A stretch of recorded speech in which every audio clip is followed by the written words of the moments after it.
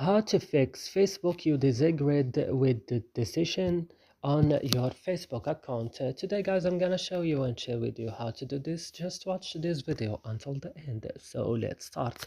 First you will just open settings of your phone, then you will go to application or apps.